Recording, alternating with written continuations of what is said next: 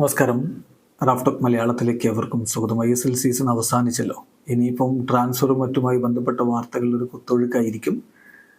ഏതായാലും കേരള ബ്ലാസ്റ്റേഴ്സ് ഒരു താരവുമായിട്ട് പെർമനൻ്റ് ഡീലിലേക്ക് എത്താൻ വേണ്ടി കാര്യങ്ങളൊക്കെ ശരിയാക്കി വെച്ചിട്ടുണ്ട് എന്ന വാർത്തയാണ് ഇപ്പോൾ പുറത്തേക്ക് വരുന്നത്. പോയ സീസണിൽ ബ്ലാസ്റ്റേഴ്സിന് വേണ്ടി മികച്ച പ്രകടനം നടത്തിയ താരം തന്നെയാണ്.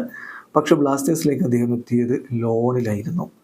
ഇപ്പോൾ പെർമനൻ്റ് ഡീലിന് വേണ്ടിയിട്ട് കാര്യങ്ങൾ മുന്നോട്ട് കൊണ്ടുപോകുന്നു എന്ന റിപ്പോർട്ട് പുറത്തുവിട്ടിരിക്കുന്ന IFTWC ആണ്. അവരുടെ റിപ്പോർട്ട് അനുസരിച്ച് Kerala Blasters are set to sign Naocha Singh on a permanent deal. നവോച്ചയെ പെർമനൻ്റ് ഡീലിൽ ബ്ലാസ്റ്റേഴ്സ് സൈൻ ചെയ്യാൻ വേണ്ടി ഒരുങ്ങുന്നു. ബ്ലാസ്റ്റേഴ്സ് താരവുമായിട്ട് ബന്ധപ്പെട്ട് എല്ലാ ടേംസും അഗ്രി ചെയ്തിട്ടുണ്ട്.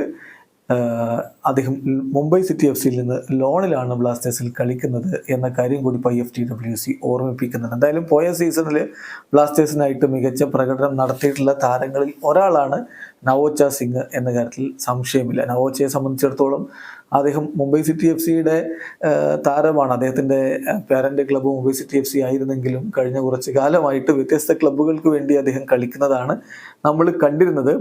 2002 അദ്ദേഹം ഈസ്റ്റ് ബംഗാളിൽ ലോണിൽ പോയി.